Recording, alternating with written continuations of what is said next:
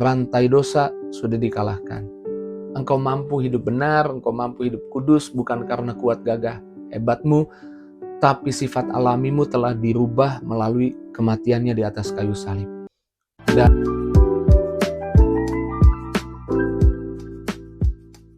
puji Tuhan, bergabung kembali di Morning with the Word. Di pagi hari ini kita bersyukur Tuhan selalu baik. Kita bersyukur Dia selalu punya rencana buat hidup kita. Yuk, sebelum kita melangkah hari ini, jalani hidup di hari ini, kita renungkan firman, satu hati mari kita doa.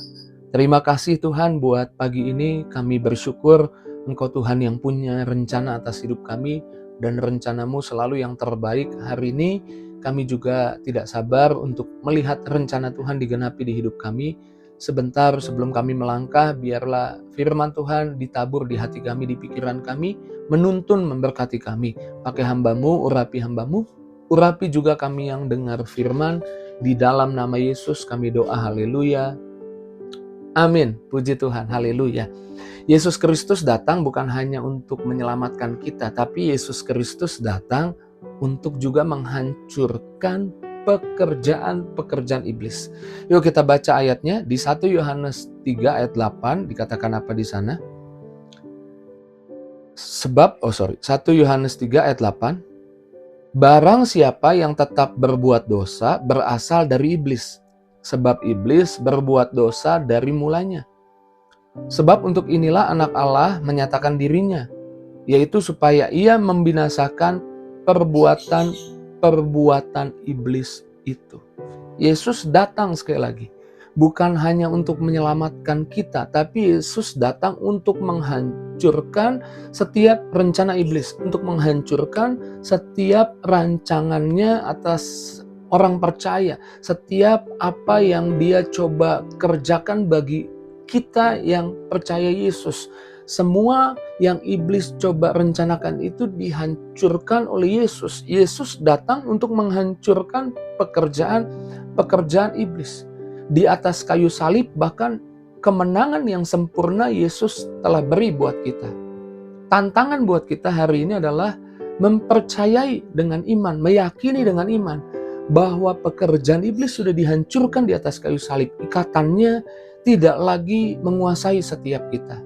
Apa yang Yesus hancurkan dari pekerjaan iblis? Yesus menghancurkan kuasa dosa. Roma 6 ayat 6 dan 7. Kita baca sama-sama. Karena itu kita tahu bahwa manusia lama kita telah turut disalibkan, supaya tubuh dosa kita hilang kuasanya. Agar jangan kita menghambakan diri lagi kepada dosa. Sebab siapa yang telah mati, ia telah bebas dari dosa. Jangan biarkan lagi pikiranmu disesatkan bahwa nature hidupmu masih dalam nature yang lama. Sifat alami hidupmu masih sifat alami yang lama. Sejak engkau percaya Yesus, kuasa dosa sudah dikalahkan. Keinginanmu bukan lagi keinginan berbuat dosa. Keinginanmu adalah keinginan untuk memuliakan Allah. Kematian Yesus membuat dominasi dosa atas hidup kita menjadi luntur. Kemenangan Yesus di atas kayu salib membuat kuasa Roh Kudus lebih dominan bekerja dalam hidup kita. Kemenangan Yesus di atas kayu salib, perbuatannya di atas kayu salib menghancurkan setiap ikatan-ikatan dosa. Sehingga kita hari ini jangan mau lagi dikendalikan oleh dosa melalui cara berpikir kita yang salah. Kita punya kelemahan ini, kita punya kelemahan ini. Semua kelemahanmu tidak ada yang tersisa, di kayu salib sudah diselesaikan. Setiap titik lemahmu sudah Yesus bayar di atas kayu salib. Apa yang ada di hidupmu yang iblis bisa pakai untuk menggiringmu atau mengikatmu dalam kuasa dosa sudah diselesaikan, dikalahkan Yesus di atas kayu salib. Jangan mau dibodohi lagi, jangan mau ditipu lagi. Percayalah, yakinlah bahwa setiap kita yang percaya Yesus, kita menerima hidup yang baru. Dominasi dosa tidak lagi ada di hidup kita, tapi luntur di hidup kita dominasi kuasa Roh Kudus, kebenaran-Nya Tuhan ada di hidup kita. Percayalah bahwa melalui salib Yesus telah menghancurkan kuasa dosa. Rantai dosa sudah dikalahkan.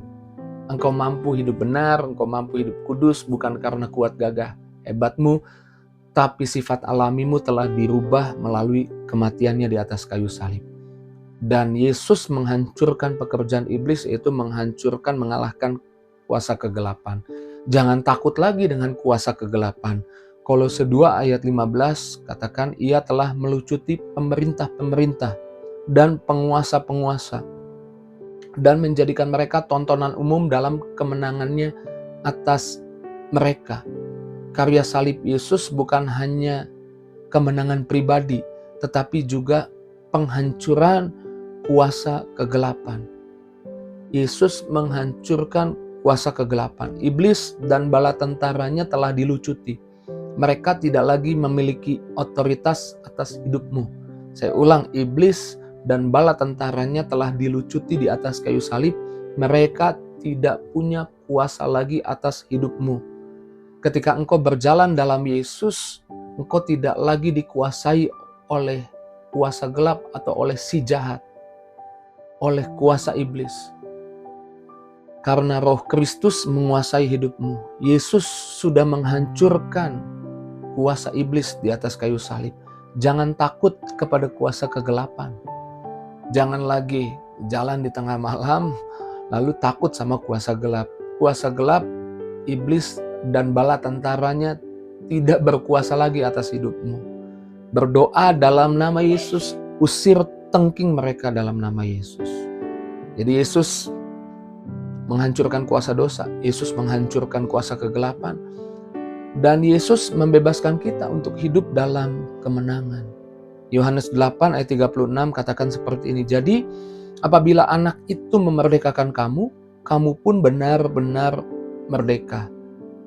Kebebasan yang Yesus berikan buat kita bukan hanya bebas dari dosa dan bebas dari kuasa gelap, tapi untuk kita mengalami kemerdekaan hidup di dalam damai, sukacita, dan kemenangan. Kita bukan lagi budak ketakutan, budak kecemasan, budak kekhawatiran, budak dosa, budak kekalahan, tetapi kita anak Allah yang hidup dan hidup dalam kemenangan setiap hari.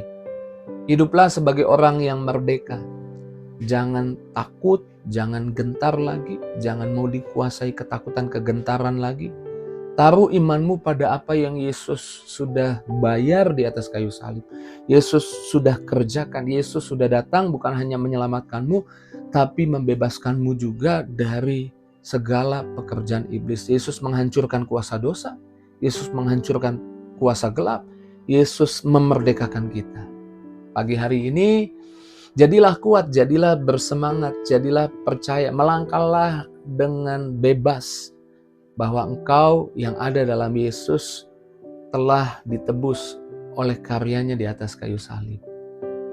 Saya percaya di pagi hari ini Tuhan sedang meyakinkan setiap pribadi yang sedikit-sedikit takut, yang sedikit-sedikit kuasa gelap, yang sedikit-sedikit kayaknya setan, yang sedikit-sedikit iblis. Saya mau bilang Yesus sudah menghancurkan pekerjaan dosa, Yesus sudah menghancurkan kuasa gelap, dan Yesus sudah memerdekakanmu.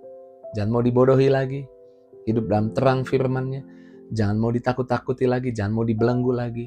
Hidup dalam kebenaran janjinya, dan biarlah kebenaran itu memerdekakan kita. Puji Tuhan.